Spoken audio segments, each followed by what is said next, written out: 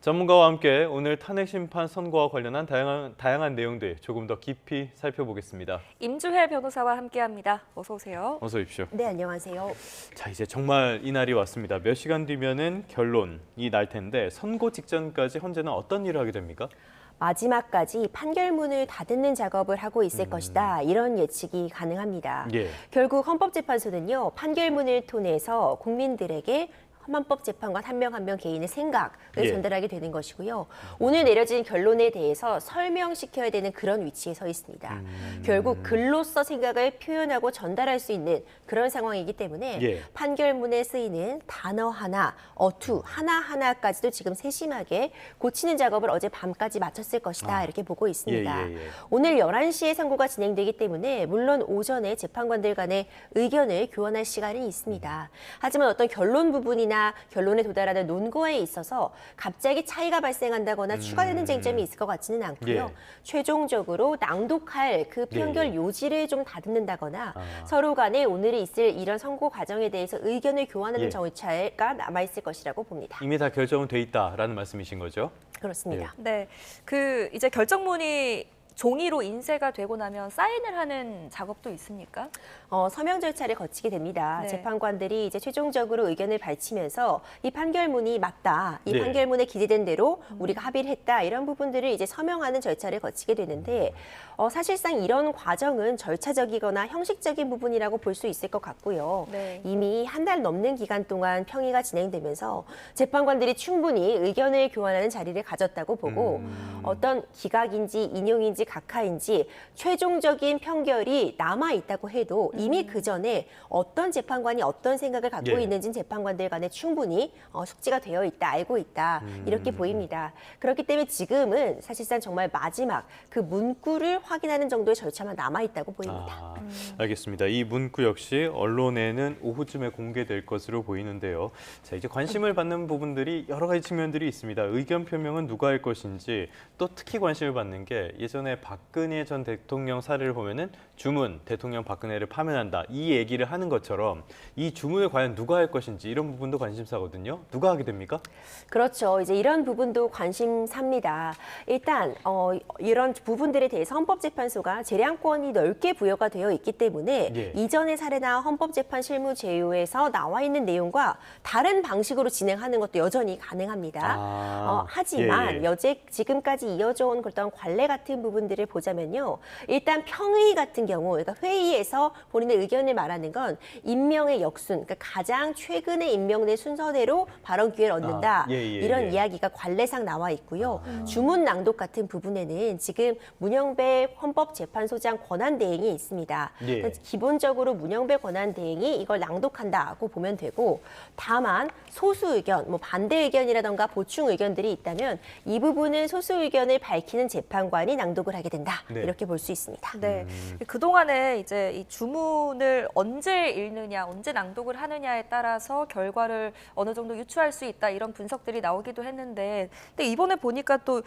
결과에 상관없이 이후부터 읽고 주문을 읽는 게 아니냐 이런 의견에 또 힘을 받는 것 같아요. 그렇죠. 이제 헌법재판 실무 제요에 어떤 방식으로 이 선고를 낭독할 것인가에 대한 내용이 담겨는 있습니다. 예. 그러니까 만장일치 결정을 내렸다면은 주문, 그러니까 결론되는 부분을 나중에 이야기하고 이유가 되는 부분을 먼저 설시한다고 되어 있고요. 만약 만장일치 결정이 아니라면은 주문, 결론을 먼저 이야기하고 그 이후에 이유를 얘기한다 이렇게 나와 있는데 반드시 이것을 따라야 하는 것은 아닙니다. 이전의 사례들을 보자면 한덕수 총리에 대한 탄핵 심판 선고에서는 만장일치 결론이 아니었습니다. 예. 이때 주문을 먼저 밝히긴 했었거든요. 하지만 이전 사례들 중에서도 이와 같은 관례를 따르지 않았던 사례들도 존재하기 때문에 이것이 절대적이다 이렇게 볼 수는 없을 것 같습니다. 지금 저희 왼쪽에도 정보가 나오고 있는데 이렇게 어떤 권고사항 같은 거 있지만은 이건 다 재판부 재량에 달려 있다 이렇게 보면 되는 거겠죠. 이쪽은 약간 변수가 있을 것 같습니다. 일단은 그러면은 더 이야기들 하기 전에 쟁점부터 한번 정리해 볼까요? 어떤 쟁점들 중요하게 작용할 것으로 보십니까? 그렇습니다. 이제 크게 보자면 5가지 쟁점 정도로 지금 정리가 되어 있습니다. 예. 핵심 탄핵 소추 사유라고 볼 수 있을 텐데 결국 이 비상계엄 선포 과정에서 어떤 포고문, 이 포고문의 위법성 이런 부분들이 문제가 되고요. 국회의 장악 시도가 있었느냐 있었느냐, 그리고 선관위에 대한 장악 시도가 있었느냐, 예. 일명 체포조라고 불리는 정치인들에 대한 체포 지시가 있었느냐, 마지막으로 비상계엄 선포 과정에서 국무회의 심의를 거쳤는지 이런 위헌 위법한 부분이 있었는지 이런 5가지 쟁점으로 좀 추려볼 수 있을 것 같습니다. 예. 이 헌법재판 같은 경우에는 이 5가지 쟁점들에 대해서 과연 위헌 위법한 요소가 있는지 이것을 1차적으로 판단을 하게 되고요. 나아가서 이 위헌 위법 사항이 있다고 해도 과연 파면에 이를 정도로 중대한지 이것을 2번째 단계로서 판단을 하게 되는데 결국 위헌 위법의 중대성이 오늘 선고 결과를 가를 핵심이다 이렇게 보여집니다. 네, 이 선고 결과가 만장일치가 나올 수도 있고 아니면 소수 의견이 있을 수도 있는데 윤석열 대통령 탄핵 심판에서 처음으로 반대 의견이 들어갈 수도 있다 이런 전망이 나오고 있는 상황입니다. 과거 전직 대통령 사례를 좀 들어서 설명을 해주신다면요. 이 반대 의견이라고 한다면 네. 소수 의견이라고 볼 수 있겠죠. 예. 그러니까 다수 의견이 있고 이 다수 의견의 결론에 반대하는 경우에 반대 의견이라고 볼 수 있습니다. 이전에 박근혜 전 대통령 같은 경우에는 만장일치로 탄핵 인용 결정이 내려졌기 때문에 예. 반대 의견 존재하지 않았고요. 노무현 전 대통령 사례 같은 경우에는 사실 상황이 좀 다릅니다. 당시에는 소수 의견을 반드시 밝힐 의무가 없었기 때문에 그때는 결론만 얘기 나왔었죠. 그렇죠. 예. 결론만 얘기가 나와서 반대 의견이 별도로 우리가 확인은 되지 않았던 상황이거든요. 사실 정확한 비교가 가능하려면 지금과 같이 소수 의견을 밝혀야만 하는 그런 법제도였던 박근혜 전 대통령의 사례를 봐야 되는데 예. 그 당시는 만장일치 결론이었기 때문에 반대 의견이 없었습니다. 그래서 만약 오늘 있을 윤석열 대통령 탄핵 심판 선고에서 반대 의견이 존재한다면 반대 의견에 대해서 재판관이 직접 난독하는 첫 사례가 되게 됩니다. 조금 전에 반대 의견이 없다고 말씀해 주셨는데 그때 박근혜 전 대통령 사례 같은 경우에는 주문을 이야기한 다음에 이와 별도로 해가지고 몇 가지 이야기를 더 하셨단 말이에요. 요거는 반대 의견 아니고 뭡니까? 이러면 보충 의견 내지는 보충 별개 의견. 의견이라고 예, 표현을 예. 할 수 있는데 그러니까 소수 의견 중에는 별개 의견, 보충 의견도 있을 수 있고 이제 반대 의견도 들어갈 수 있다. 이렇게 설명이 가능합니다. 이와 관련해서 결론에는 동의를 하지만 결론에 이르는 방식, 과정. 예, 그 예. 논거에는 차이가 있을 수 있거든요. 예. 한덕수 총리에 대한 탄핵 심판 선고 사례에서 보아도 우리가 같이 이 탄핵이 기각돼야 된다는 부분에 결론은 같이 하지만 예. 위헌 위법 사항이 중대하지 않아서 기각이다라는 의견이 있을 수 있고 위헌 위법 사항이 아예 없다. 그래서 기각이다. 이런 논거도 가능하기 때문에 이런 차원에서 다른 의견들, 소수 의견이 포함될 수 있습니다. 알겠습니다. 지금 왼쪽에 보면은 숫자로 보는 윤 대통령 탄핵 심판에 대한 이야기들이 나오고 있어요. 증인이라든지 접수 이후에 걸린 시간이라든지 예전보다는 훨씬 더 길고 많았다라고 볼 수가 있겠는데 이렇기 때문에 사회적인 혼란이 컸다라는 평가가 나오는 것 같아요. 이런 사회적인 혼란을 최소화하기 위해서 만장일치 결론을 내야 되는 것이 아니냐 이런 일각의 이야기도 있거든요. 이거는 법률가로서 어떻게 보십니까? 사실 만장일치 결론에 도달해야 되는 건 예. 법적인 의무사항은 아닙니다. 네네. 헌법재판소법에 따르면 이제 탄핵이 인용되려면 6명이 탄핵에 찬성을 해야 된다. 이 정족수를 규정해 두고 있고요. 만약 각하, 절차적인 흠결을 이유로 각하가 되려면 헌법재판소 재판관 과반수가 각하라고 판단을 했을 때 각하가 내려집니다. 예. 이 부분만 확인이 되는 것이지 어떤 결론에 도달할 때 만장일치에 이를 필요는 없습니다. 하지만 이번에 선고 시간이 이전 사례보다 다소 길게 소요가 된 건 아마도 이 헌법재판소에서도 이 사안을 굉장히 중대하게 바라보고 있고 예. 사회적인 혼란을 최소화하기 위해 만장일치를 시도하였기 때문에 이 만장일치가 실제로 도달하였는지와 여부와는 별개로 만장일치를 만들려고 평의를 지속해온 거 아니냐. 그래서 선고 시간이 다소 오래 걸린 거 아니냐는 예측은 충분히 실현 가능했던 그런 상황으로 보이고요. 예. 만장일치가 반드시 도래할 필요는 없다고 해도 사회적인 혼란 부분을 고려할 때 만장일치를 재판관들 가운데서도 시도했을 것이다. 이 부분은 충분히 확인이 가능해 예. 보입니다. 네, 오늘 이제 결정문이 나오고 나면 쟁점별로 재판관들이 어떤 부분에서 합치했는지 또 의견이 엇갈렸는지를 볼 수 있을 것 같습니다. 그런데 또 선고 시간이 얼마나 될 것인가인지에도 관심이 쏠리고 있거든요. 또 과거 전직 대통령 사례와 비교해서 설명을 해주신다면요. 그렇죠. 이제 보통 이전 사례 같은 경우에는 20분에서 25분 정도 남짓 걸렸습니다. 예. 사실 오늘 있을 선고 과정에서 이제 판결문 낭독하는 그 과정을 거치는데 판결문 전부를 다 읽는 것은 아닙니다. 판결문이 100쪽을 훌쩍 넘을 것이다 이런 이야기 나오고 있거든요. 예. 그렇다면 이 판결문을 모두 다 읽는다면 몇 시간이나 걸리게 됩니다. 그렇겠죠. 예. 하지만 선고 시간이 11시인 부분을 보더라도 점심시간 전에 선고를 끝내겠다라는 그런 의지도 보이거든요. 예. 이전의 사례들을 보면 판결 요지만을 낭독했을 때 아. 한 25분, 21분 이렇게 예, 예, 20여 분 남짓이었습니다. 오늘 있을 윤석열 대통령에 대한 탄핵 심판 선고도 한 이 정도 시간, 20, 30분 정도가 소요되지 않을까 이렇게 예. 예측이 되고 있고 다만 한 가지 변수는 반대 의견 등의 존재입니다. 네. 이전과 달리 아. 반대 의견이 존재한다면 이 부분에 대한 입장을 밝히는데 시간이 추가적으로 든다는 부분이 충분히 예측 가능해서 그렇다면 3, 40분 정도까지 시간이 길어질 수도 있다고 봅니다. 조금 전에 저희가 준비한 그래픽에서도 보신 것처럼 탄핵 소추 사유 그리고 선고 소요 시간을 봤을 때는 이 과거 사례는 한 20분 정도가 걸렸고 이번에는 어떻게 될지는 조금 다른 상황일 수도 있을 것 같습니다. 아무튼 간에 이 내용들 얼마나 걸릴 것인지 얼마나 많은 내용이 담길 것인지 이것도 관심사인데 이 효력이 언제 발생하는가 이 부분도 관심이 많이 집중될 것 같아요. 효력은 언제 발생하는 겁니까? 우리가 한덕수 총리 그 탄핵 심판 선고에서도 확인이 가능했는데 예. 문영배 헌법재판소장 권한대행이요. 지금 주문을 선고하기 직전에 시간을 확인하는 모습을 확인할 수 있었습니다. 예. 그 시간을 정확하게 분 단위까지도 확인을 하거든요. 예. 이렇게 선고 시점을 확인하는 이유는 이 낭독 즉시 효력이 발생하기 때문입니다. 주문을 낭독하는 즉시 발효되는 겁니까? 그렇습니다. 예. 이 부분이 굉장히 중요한 의미를 갖는 게 윤석열 대통령은 현재 현직 대통령 신분을 유지하고 예. 있지만 직무가 정지되어 있습니다. 하지만 오늘 받는 이 통지표, 이 결과표에 따라서 신분의 차이가 발생할 수 있습니다. 예. 만약 탄핵 인용, 그러니까 탄핵이 받아들여지게 된다면 그 즉시 파면되게 됩니다. 만약 탄핵이 기각이나 각하가 된다면 그 즉시 바로 직무에 복귀하게 되거든요. 예. 이런 권한의 차이에 있어서 만약 판결문을 송달을 받는 시점으로 한다거나 한다면 송달의 차이피를 미루거나 했을 때 어떤 법적으로 명확하지 않은 부분들이 발생할 우려가 있기 때문에 탄핵 심판 같은 경우에는 이 주문 낭독 즉시 이 선고 예. 시점에 바로 효력을 갖게 됩니다. 네네. 네, 윤석열 대통령이 이제 오늘 또 출석할지 여부도 관심이었는데 어제 나온 내용이죠. 출석하지 않기로 했다 이렇게 변호인이 밝혔습니다. 이유는 뭐라고 보세요? 경호 문제 및 안전 관리 측면에서 출석하지 않겠다라는 입장을 밝혔습니다. 당초 출석 가능성도 좀 점쳐졌었는데요. 다른 대통령 사례와는 달리 윤석열 대통령이 탄핵 심판에 굉장히 적극적으로 참여하는 모습을 보여줬고 예. 증인 신문에도 직접 나서고 최후 진술까지 하는 모습을 확인했기 때문에 네. 선고 당일에도 선고일에 나올 것이다 이런 이야기들이 있었지만 아무래도 안전 측면이 좀 예.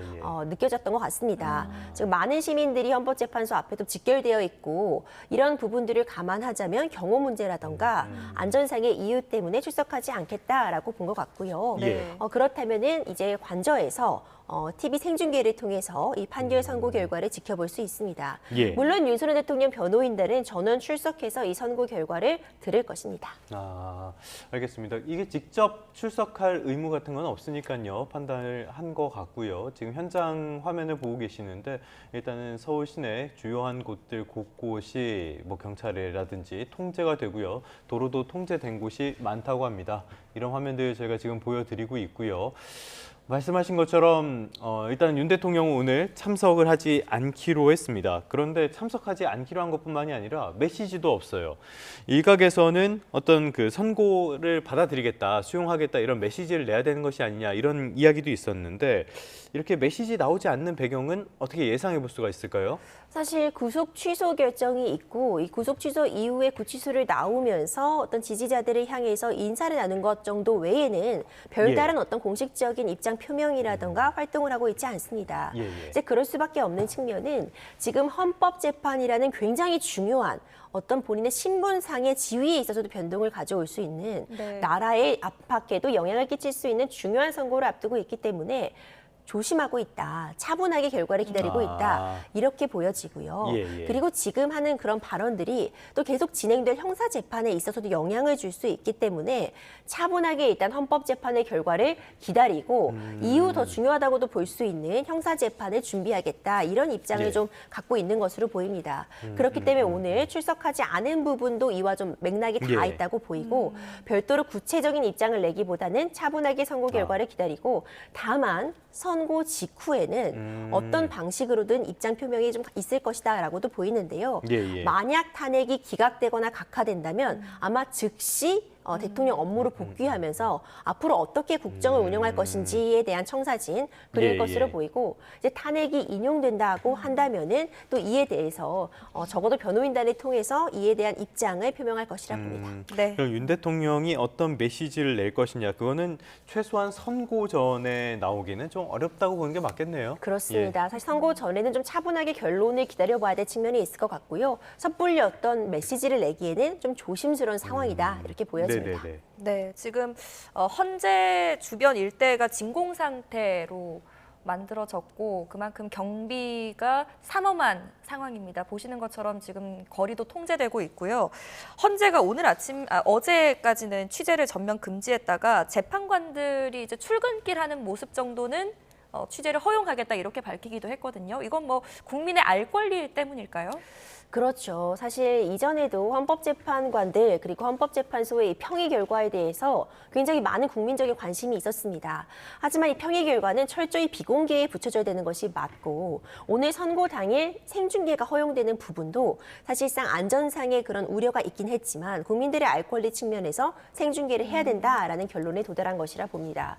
그리고 이제 재판관들의 출근길 취재 같은 부분도 이전에는 재판관들에 대한 안전상의 우려나 평의 결과 노출 이런 부분 때문에 좀 제한이 되어 있다가 오늘은 바로 선고일 그 어느 때보다도 그 관심도가 높고 국민들의 주목을 받고 있기 때문에 예. 제한적으로나마 이제 취재를 허용했다고 보고요.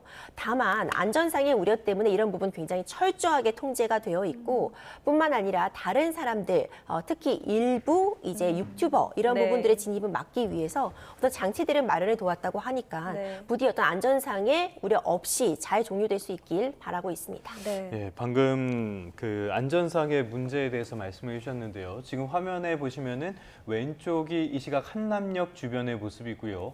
오른쪽이 종로 문화원 쪽의 모습입니다. 오늘도 여러 집회들이 신고가 돼 있고요. 여기에 대응해서 경찰도 가포 그 상황을 내리고 지금 대응에 나선 상태입니다. 말씀하신 것처럼 아무쪼록 불상사가 없도록 잘 마무리가 돼야 하겠고요. 자, 인용과 기각을 각각 예상하는 논리 쪽 이 부분도 한번 살펴봐야 될 것 같습니다. 기각을 이야기하는 입장, 어떤 법적인 논리를 들고 있습니까? 기각을 이야기하는 입장에서는 아마도 어떤 위헌위법적인 요소가 일부 있다고 해도 이것이 파면에 이를 정도로 중대하지 않다라는 논리로 좀 정리할 수 있습니다. 이 12.3 비상기엄 선포의 어떤 절차적인 부분, 실체적인 부분의 어떤 위헌위법성이 결국 이 탄핵 심판에 갖춰지고 있는 것인데 예. 기각을 주장하는 입장, 그러니까 윤석열 대통령의 변호인단 입장으로도 우리가 바꿔서 해석해 볼 수 있는데요.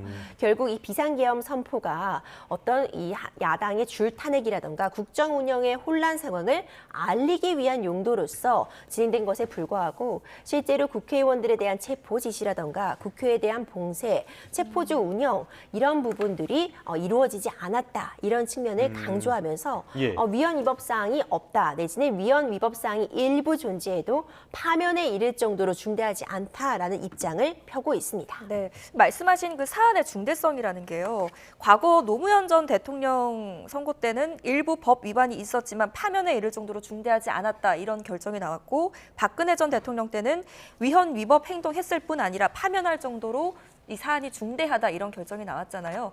중대성을 생각하는 그 기준이라는 게 명확하게 있습니까? 결국 전반적인 요소를 모두 고려하게 됩니다. 그러니까 탄핵 심판이라는 것은 최후의 절차라고 볼 수 있습니다. 그러니까 위헌 위법 사항이 발생을 해도 다른 제도로서 견제 장치가 있을 때는 탄핵까지 이르지 않고 그 다른 견제 장치를 활용해야 된다는 것이 우리 입법자들의 의도다라고 볼 수 있는데, 예. 파면, 공직을 수행할 수 없을 정도에 이르려면 위헌 위법 사항이 존재한다 정도에서 끝나는 것이 아니라 네. 다른 견제 장치들로는 견제가 불가능하다. 당장 공직을 수행할 수 없을 정도에 예, 이르렀다라는 부분이 기준이 되거든요. 그렇기 때문에 이전에 노무현 전 대통령 사례에서는 일부 위헌 위법 사항이 있어도 이것이 당장 파면에 이를 정도로 중대하지 않다고 보았고, 예. 네. 박근혜 전 대통령 같은 경우에는 당장 파면이 필요하다라는 데 의견이 합치가 된 겁니다. 결국 오늘 있을 탄핵 심판 선고의 핵심도 이 재판관들 간에 위헌 위법 사항이 있을지라도 네. 과연 이것이 탄핵 파면에 이를 정도로 중대한지 이 부분에 대한 의견 차이에 따라 결론이 달라지게 될 것이라 봅니다. 알겠습니다. 노무현, 박근혜 두 전직 대통령 모두 위법은 있었지만 파면에 이를 정도로 중대했느냐 안 했느냐 이 부분이 어떤 결정을 갈랐다라고 볼 수가 있겠고요. 인용을 요구하는 쪽, 이쪽도 한번 봐야 될 것 같습니다. 법적인 논리 어떤 부분들을 이야기하고 있습니까? 탄핵 인용을 주장하는 측에서는 12.3 비상계엄 선포의 절차적, 실체적 위법성을 주장하고 있습니다. 이제 국회 측의 논리다 이렇게 볼 수 있을 것 같은데요. 일단 비상계엄을 선포할 수 있는 이 선포 상황도 되지 않았는데 예. 이것을 위법하게 선포한 것부터 문제를 삼고 있고 뿐만 아니라 그 과정에서 국회의원들에 대한 체포 지시, 위헌 위법 사항이 담긴 포고문 작성, 선관위에 대한 봉쇄 시도 이 모든 것들이 예. 국민의 기본권을 과도하게 제한하고 위헌 위법 사항이 있다. 다른 견제 장치로는 이것을 견제할 수 없는 위헌 위법 사항이 중대하여 파면에 이르러야 된다라는 주장을 하고 있습니다. 알겠습니다. 잠시 이 윤 대통령 탄핵 심판 선고를 둘러싼 다른 소식들도 한번 짚어보고 가도록 하겠습니다. 네, 윤 대통령 탄핵 심판 선고와 관련해서 전문가와 함께 깊은 이야기 계속 이어가도록 하겠습니다. 자, 변호사님. 일단은 오늘은 시나리오도 한번 살펴봐야 될 것 같아요. 탄핵 선고 이후의 시나리오, 기각이 된다고 가정을 하면은 바로 직무에 복귀하게 되는 거죠? 그렇습니다. 기각뿐만 아니라 절차적인 흠결을 이유로 각하가 된다면 이 기각 각하는 결국 효과는 똑같다고 보여질 수 있거든요. 예. 기각이 된다거나 각하가 된다고 하면 즉시 직무에 복귀하게 됩니다. 네. 그렇다면 대통령 관저에서 바로 업무로 복귀한다고 볼 수 있을 것 같고요. 예. 네. 어떤 앞으로의 국정 운영 방향에 대해서 청사진을 그리는 그런 또 이제 언론에 대한 발표도 있을 것이라고 봅니다. 예. 네. 그런데 기각이 된다고 해도 직무에 복귀한다고 해도 이 내란죄 혐의 형사 재판은 계속 받아야 하는 거죠. 맞습니다. 이제 그 부분도 한 가지 변수로 꼽혀질 수 있는데 지금 내란죄에 대한 형사 재판이 진행 중입니다. 네. 내란죄에 대한 형사 재판만 진행이 되는 이유는요. 네. 지금 윤석열 대통령은 현직 대통령 신분이기 때문에 우리 법제 하에서는 현직 대통령은 내란 외환의 죄를 제어하고는 소추되지 않는다라고 되어 있습니다. 예. 이제 이런 부분 때문에 탄핵 심판이 진행되고 있지만 내란죄에 대해서만 일단 기소가 진행되었다고도 볼 수 있고 네. 만약 탄핵 심판 결과 기각이나 각하가 나와서 대통령직으로 복귀한다고 해도 네. 이미 진행되고 있는 형사 재판은 그대로 받게 됩니다. 네. 다만 이 대통령직을 수행하면서 어떤 방식으로 재판에 출석할 것인가 이것이 가능한가 이것은 헌법과 법률에 따라서 좀 논쟁이 가능할 수 있는 영역입니다. 네. 또 좀 앞서가는 이야기이긴 하지만 지금 정치권 일각에서는 만약에 각하가 된다면 야권에서 이걸 다시 탄핵을 또 추진할 수 있다 이런 이야기들이 나오고 있거든요. 일단 같은 사안으로 다시 탄핵 소추하는 것은 가능한 이야기입니까? 이제 일사부재리라고 해서 같은 사안에 대해서 두 번 판단받는 것은 불가능하게 되어 있습니다. 네. 예. 다른 소추 사유를 제공한다거나 다른 이유로 한다면 가능하겠죠. 근데 이와 같은 상황은 정말 혼란을 초래할 수 있기 때문에 여전히 현 상황에서는 이제 가정의 가정이다 이렇게 보여집니다. 네. 알겠습니다. 아직은 뭐 가정밖에 할 수 없는 상황이기 때문에 여러 가지 시나리오들이 언급이 되는 것 같고요. 자, 지금 화면을 보시면은 왼쪽은 조금 전에 저희가 들려드렸던 헌재 주변인가요? 이쪽 화면을 보고 계시고요. 그다음에 오른쪽은 종로문화원 쪽의 화면 계속 보고 계십니다. 지금 경찰이 계속 통제를 하고 있는 그런 상황이고요. 오늘은 많은 시위대들이 모여 있는데 선고 전후로 해서 찬성 측, 반대 측의 집회도 계속 이어질 예정입니다. 이 주변 이용하시는 분들은 참고하시는 게 좋겠습니다. 자, 이번 시나리오 쪽은 인용하는 시나리오 쪽으로 한번 볼까요? 인용되었을 경우에는 말 그대로 파면이 되는 건데 그러면은 관저에서 바로 나오게 되는 거죠? 그렇죠. 예. 인용되었을 경우 결국 탄핵이 찬성으로 결론이 났을 경우라고 한다면요. 이 선고가 되는 즉시 파면되게 됩니다. 그렇다면은 또 여러 가지 시나리오가 굉장히 복잡하게 펼쳐지게 되는데 예. 일단 가장 중요한 부분은요. 60일 이내에 조기 재선이 치러지게 됩니다.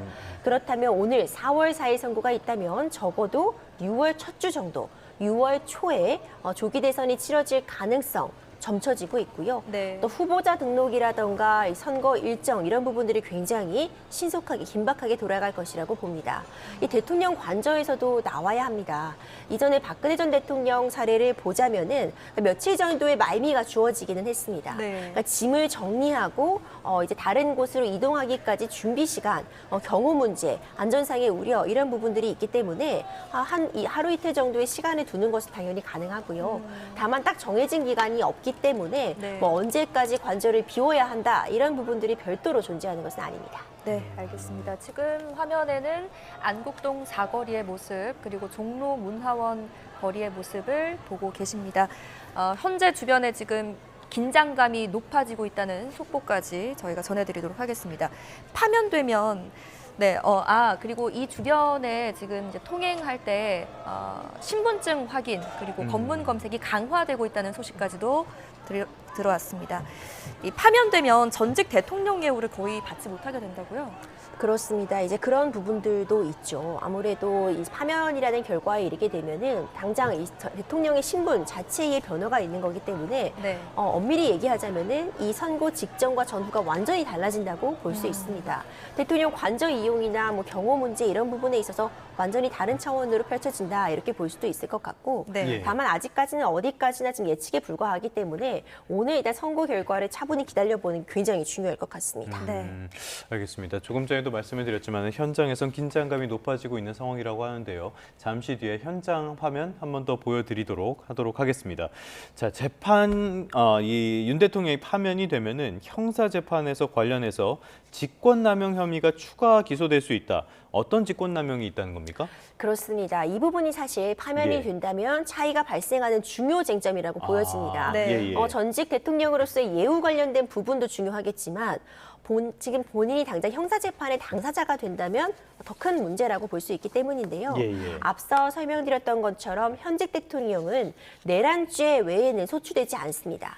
그런데 만약 파면, 그러니까 탄핵이 된다고 하면은 현직 대통령 신분이 사라지게 됩니다. 네. 그렇다면 12.3 비상계엄 선포와 관련해서 어떤 대통령으로서 직권을 남용, 본인이 네네네. 행사할 수 있는 권한을 넘어서 의무 없는 일을 하게 했다거나 아니면 본인이 행사할 수 있는 권한을 넘어서 이것을 남용했는지 네. 이런 직권남용 혐의 역시도 현직 대통령 신분에서는 소추가 되지 않지만 이제 전직 대통령이 된다면 소추가 가능한 죄목이 되어서 네. 만약 파면이 이루어진다면 지금 현재 받고 있는 형사재판인 내란죄에 대한 형사재판 외에 직권남용, 권리행사 방해 등의 혐의도 추가될 가능성이 존재합니다. 네.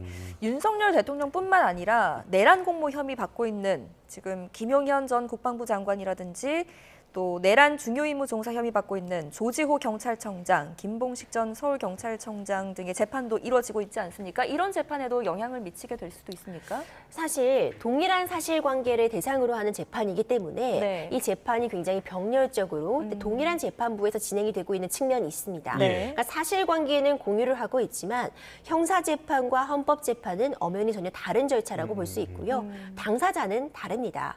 지금 헌법재판에서는 12.3 비상계엄 선포가 헌법과 법률에 위배되는 부분이 있는지를 보는 것이고 형사재판에서의 내란죄는 12.3 비상계엄 선포가 과연 국헌문란의 목적을 가진 폭동인가를 네. 보고 있기 때문에 예. 그래서 처벌이 필요한가와 그래서 대통령직을 수행하지 못할 정도에 이르렀는가는 사실 다른 차원의 문제라고도 볼 수 있거든요. 예.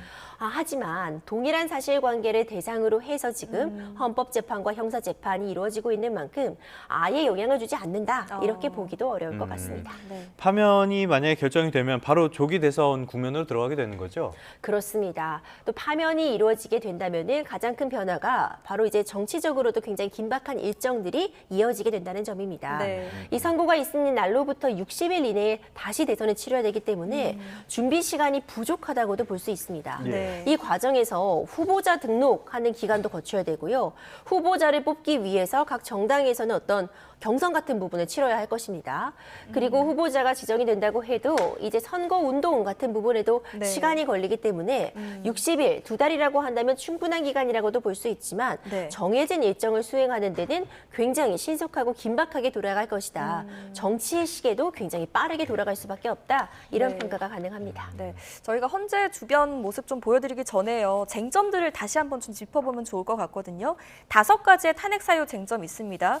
파면 여부를 가를 가장 중요한 쟁점은 변호사님께서 뭐라고 생각하세요? 사실 이 5개의 쟁점들이 만약 이 중에 하나라도 위헌 위법 사항이 파면에 이를 정도로 중대하다라는 결론에 도달하게 되면 파면되게 됩니다. 네. 파면이 되지 않으려면 이 5개의 쟁점 모두가 위헌 위법 사항이 파면에 이를 정도로 중대하지 않다라는 결과를 받아야 되거든요. 네. 그래서 이 사유 중에 어떤 것이 핵심이냐 이 부분도 중요하겠지만 사실상 이번 헌법재판의 쟁점은 과연 위헌 위법 사항을 파면에 이를 정도로 중대하다고 볼 부분이 있겠는가 이 부분이라고 보여집니다. 아까 말씀하셨던 그 중대성의 여부이겠군요. 그렇습니다. 특히 이 헌법재판소에서 증인신문 과정 등을 거치면서요. 다시 한번 여러 차례 되묻은 그런 질문들이 있습니다. 네. 증언들이 일부 모순되는 부분이나 이전에 했던 진술과 재판소에 나와서 한 증언이 좀 상충되는 부분이 있는 경우에 대해서 재판부에서 다시 한번 묻는 그런 모습을 또 보여줬거든요. 오늘 또 재판의 결론은 과연 이 재판관들이 어떤 증언, 어떤 진술의 신빙성을 높이 보았느냐 이 부분에 따라서도 결론이 달라질 수 있으리라 봅니다. 네, 지금 현장 화면 보고 계시는데요. 저희 오른쪽은 지금 헌재 주변, 한남로, 안국동 주변이라고 보시면 되겠고요. 왼쪽은 그 주변에 있는 곳들 계속 저희가 순환해서 보여드리고 있습니다. 오른쪽을 보시면은 지금 헌재 앞쪽에는 많은 사람들이 모여서 선고를 기다리는 모습들 확인이 가능한데요. 일단은 경찰은 주변에 150m를 진공 상태로 유지하고 있고요. 검문 검색을 강화하면서 신분증도 확인하고 있는 상태라고 합니다. 경찰이 가포 비상 이거를 발령을 했다는 점은 역시 어떻게 예상하지 못하는 폭력 시위 같은 것들 이런 것들에 뭐 철저하게 대비하고 있다 이렇게 봐야겠죠. 그렇죠. 저도 이제 어제 광화문 일대에서 이제 업무를 봤었는데 예. 이미 굉장히 혼란스러운 상태였습니다. 예. 경찰력들이 어제는 이제 의료 비상 단계여서 가용 인력의 50% 정도가 지금 배치가 되어서 인용이 되어 있는 그런 상황이었는데 이미 굉장히 많은 사람들이 모여 있는 부분도 확인이 가능했고 예. 오히려 경찰 인력들이 이제 버스로서 양쪽 도로를 꽉 채우고 있으면서 통행에 있어서도 굉장히 어려움이 있었거든요. 이제 오늘은 선고 당일입니다. 예. 그리고 우리가 서부지법 사태에서 한번 경험을 해본 바와 같이 네. 어떤 무력으로 법원에 들어간다거나 공무원들에게 폭력을 행사한다거나 한다면 정말 큰 혼란을 초래할 수 있기 때문에 가장 중요한 건 시민의 안전입니다. 네. 많은 사람들이 모이게 된다면 압사 우려도 있게 되고요. 한꺼번에 좁은 길로 빠져나가게 된다면 더 큰 사고의 우려가 있기 때문에 예. 오늘은 경찰들도 정말 만전을 기하고 있다. 가포 비상이라고 해서 가용 인력 전부를 동원해서 어떤 소요 사태라던가 국민들의 안전이 위협될 수 있는 상황을 사전에 차단하겠다. 이런 의지를 강하게 내비치고 있습니다. 네. 결과와 상관없이 이 안전에 위해가 되는 어떤 행동들이나 어떤 그 상황들은 벌어지지 않기를 바랍니다. 지금 헌재에 대한 신뢰도 문제도 계속해서 나오고 있습니다. 헌법재판관 성향과 관련된 논란이 휩싸인 것도 지금 사실인데 법에 대한 신뢰가 무너지지 않도록 어떻게 풀어나가야 한다고 법 전문가로서 보십니까? 그렇습니다. 결국 재판관들은 오늘 있을 판결문으로서 본인들의 진심을 전달하게 된다고 봅니다. 사실 어떤 성향을 갖고 있다 이런 부분들은 재판관을 분석하면서 제시하는데 적절하지 못해 보입니다. 네. 재판관은 법복을 입고 있는 순간 개개인으로서 판단을 내리는 것이 아니라 오로지 법과 정의에 따라 판단을 예. 내리게 됩니다. 어떤 성향 분석 자체가 어떤 유의미한 차이를 가져온다고 보기보다는 재판관 개개인의 법적인 양심에 따라 판단을 한다고 그렇게 봐야 될 것 같고요. 네. 결국 재판부가 국민들로부터 신뢰를 받으려면 네. 그 판결문이 얼마나 국민들을 납득시킬 수 있는가. 예. 판결문이 공개되었을 때 국민들이 얼마나 그 재판관들의 진심 그리고 법에 따른 판단임을 이해할 수 있겠는가. 그것이 기초가 되기 때문에요. 결국 오늘 있을 판결문으로서 재판부의 신뢰가 어떻게 비춰질지 확인할 수 있으리라 봅니다.